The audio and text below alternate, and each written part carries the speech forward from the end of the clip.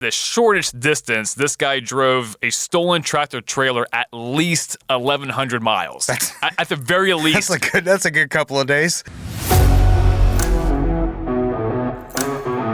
And we're back with another edition of Roses and Razzberries. S.J. Munoz, Ryan Witkowski, Tyson Fisher, the usual suspects, and I say that in the good sense of the word. Don't want to people think they're wrong, going down the wrong line. Is there a negative connotation with that?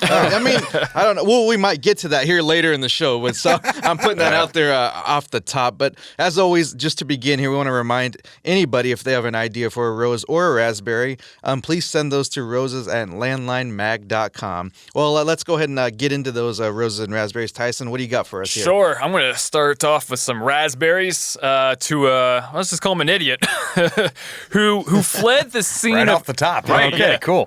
Who fled the scene of a crime in a stolen tractor trailer. So what had happened is it was an armed robbery had taken place near Kimball and Kerr counties in Texas, and deputies in both counties were looking for a suspect who took off on Interstate 10 in a white tractor trailer. So how many of those could there be on Interstate 10, right? I mean, you might be surprised, It didn't say, I didn't see what time it was, if it was rush hour traffic or not. But either way, it wouldn't matter because, of course, they found and caught up to him because it's a white tractor trailer that he's fleeing. These things aren't going, 0 to 60 in, 3 seconds or anything. So anyway, after failing to stop, officers used the spike strips, and then that caused the truck to kind of veer off the road, and he crashed directly into one of those storage facilities, like head on, just destroyed a couple of storage units.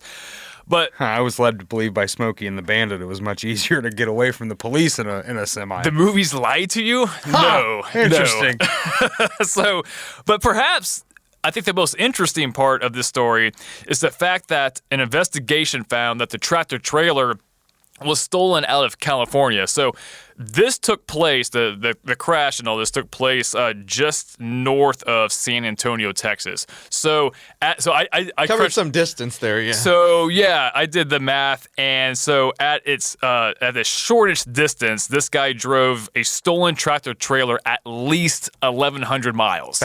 At the very least, that's a good couple of days. 1,100 miles, and what I was thinking is, a law-abiding trucker would probably get pulled over, inspected, and cited doing that, California to San Antonio trip. But this guy drives 1,100 miles in a stolen truck, and the only reason why he got busted is because of an armed robbery that he had committed before. So, so if he could have just, held off for a little bit longer, he might have made it out of that state and on to the next one. Turns out he might just be a really good driver, just nobody's paying attention to him. He's minding his business. But the real highway robbery here is the inspection stations. I think we can, see what you did there. See what I did there. So, it's weird because I think about you're right. Like normal folks would get caught for stuff like this. Right. I had my tags. Actually, I was lazy and didn't renew them, and it hit the end of the month, and it was like a day or two afterwards. I got pulled over. I got let go with a warning, but I still got pulled over. And then I'm like, dude, I see people driving with 2-year-old expired temp tags. It's not 2022 anymore. Even older, the license plates that aren't even in use anymore. You still see them on the road, and you're like, how does this guy make it day to day? It's very surprising. I mean, you figure going 1,100 miles, let's say a gust of wind comes up and blows you out of your lane, even while you're still, driving properly, and that's going to get you pulled over. But this guy seemingly avoided everything. Ryan, I guess you went to the interwebs for the next one, so let's be easy here. Yeah, let's give some roses out to a Reddit user, Lucario Stormblade. I don't know if that's his real name or not, but roses to him for sticking it to the man. He had worked as a driver for a company for a couple of years. That company was then sold and bought by a new company who changed some of the rules around. And one of the rules was that you now had to submit every page from a bill of lading in order to get paid, even the duplicate pages. So he had just completed a 4-stop run. Apparently, the shipper had decided to duplicate the first 6 pages of the bill of lading. So he had a whole bunch of duplicate stuff. And he said, hey, look, do I really need to submit this? And he was told, yeah, that's our policy. Go ahead and submit it. Get it all in there if you want to get paid. Rather than complain about it, he sucks it up and, decides to go ahead and send all of the pages. All right. 77 pages he had to scan and send to his company. He was then notified by payroll after receiving this swarm of paperwork that they don't need the duplicates. That it's crazy. Oh yeah, okay. And just sometimes you just have to show people the error of their ways. Like I think that's a nice reminder here. Bravo to his patience for actually sitting there and scanning 77 documents. I think to myself, like, how long did that take? Because whatever time period it was, you had that much time to cool off and think about it. And like, he was very calculated in this. So kudos to you for sticking it to the man, showing him the issue. And I'm all here for that. Kind of petty. All it takes is one guy's bad experience to dismantle a stupid policy.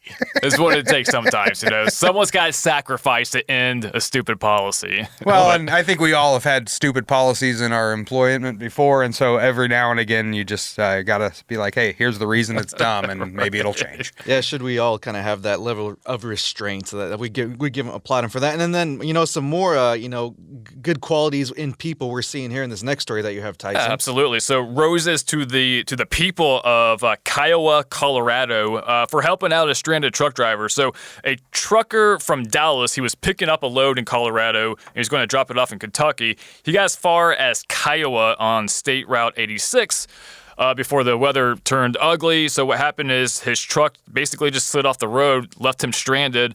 There was no chance of getting that truck out because that weather had closed Interstates 25 and 70, causing bigger problems elsewhere. So make a long story short, the trucker was stuck in Kiowa, Colorado for 3 days. And during those 3 days, like, the locals reached out to him, including like the sheriff's office, the fire department, the post office, the local churches. Like, everyone just came together to help this guy out.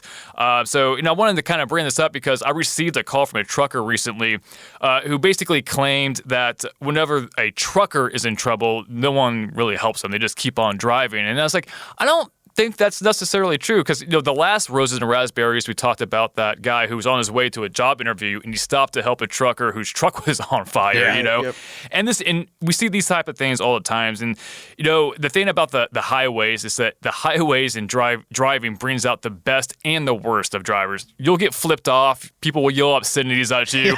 People will cut you off. Sure, that stuff happens. But when bad things happen, like crashes and whatnot, people do stop and then they will help out a stranger. Like almost every time. Well, of course, this was a little bit of an obvious situation with a weather thing and even like a crash or something of that nature. But oftentimes, you talk about it a lot and we see it all the time, is trucks are parked on the side of ramps or highways, and it's not always an issue, and they're parked because there's no place else to go. So, if you stopped at every truck you saw on these ramps and they're just saying they're parked, after a while, you're just going to either stop doing it or you might get flipped off. Say, just leave me alone, bro. Like, I'm just trying to sleep here, man.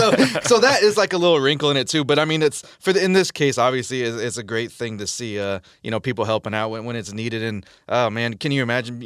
I know they get weather in Dallas, too, but probably nothing like that, what you're going to see, that snowstorm type in Colorado. I'm sure the guy was kind of really thankful to all the people that helped. Well, Tyson points out, and look, I get this. We do talk a lot about how truck drivers stop and help people, but it's typically them helping other motorists. Right. It's not helping, other truckers. So I don't know. Maybe that caller was onto something who said that because I'm a terrible human being. I don't stop to help anybody, and. Can I say this right here? This next story is the reason why I'm a terrible human being and don't stop to help anybody. Raspberries to flesh-eating bacteria, gentlemen. All of them or just one? I think we can lump them all together here. Controversial statement. It is. Let's talk about a gentleman named George Maxwell. He is a trucker who saved a couple from floodwaters during Hurricane Milton down in, I believe this was in Florida. And so while parked in a lot in Tampa, he saw this couple who was trying to ride out the storm in their barn. The waters were rising. They were starting to surround the barn. He's like, they're not going to make it. Like, this thing's going to go underwater quickly. So with those waters rising, he gets out of his truck that was parked on high ground, wades through the water, opens up the barn door, helps this couple back to his truck, and they wait it out. They wait the storm out in his truck at high water. Now, the couple is safe. The story had a happy ending, at least on that day. They had Maxwell over for dinner recently and said he's a friend for life. Nice. The dude got like the Highway Angel Award. Like, all those things that we're used to seeing truckers get when, they do something like that. So, tip of the cap to that. However, from the No Good Deed Goes Unpunished file 2 weeks ago. Maxwell was hospitalized with what a report called, quote, a painful flesh-eating bacteria that he contracted while wading through those waters. Good God. What? No, thank you. I'm out on that one. He said he would absolutely do it again, by the way. Good for him. So, Good for him. we hear like truck drivers when we talk to them about these stories, they're like, oh, yeah, I'd do it. Anybody else would do it, right? No. If I knew that I was going to get flesh-eating bacteria going into that water, I'd be like, I know, right? This is a real tough day for those two in that barn. But he said, quote, I would hope someone would do it for me. I would do it for anybody else. Again, this is why I'm a terrible person. I might not get Angel Awards, but I'm also not getting flesh-eating bacteria, and I think kind that's of weigh the options. So there. I mean, Well, I mean, you hear that often with any hurricane. It's just kind of like always like stay out of the water, just because of stuff like this. You don't know what's in there and what's coming. And of course, the rescue, first responders are going to go in there, but they have different type of equipment. They're not just going in like a t-shirt and jeans or anything. Sure. So I mean, obviously, good deal for him, like being that That's that right. kind of a selfless individual. But yeah, it's unfortunate that was the ending to the to the whole ordeal. I'm out on that too, and I'm just going to be continuing to put bad karma in the world, apparently. So if I'm ever in floodwaters, nobody's coming to save me. I already know that. Well, I mean, as long as it's you know what's coming, I guess we can't really. Speaking about knowing what's coming, How was he the only one that got the flesh-eating bacteria too? Well, he's the only one we know about. There could be others. The guy that saved him got him. The couple's fine.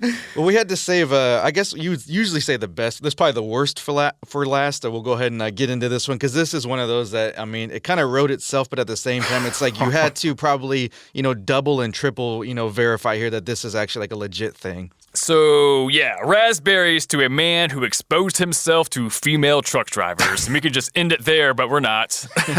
So, one incident happened on I-80 near mile marker 57 in Iowa. 7 o'clock in the morning, female truck driver reported that a man in a black Ford F-150 had shown her more than she wanted to see.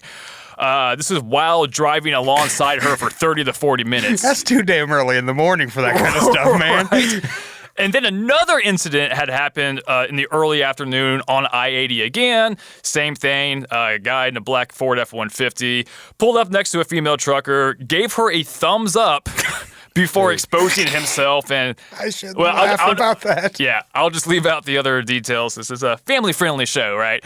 The man was soon arrested, and his name, and I'm not making this up, is Sean Stephen Assman. What? Assman. Assman.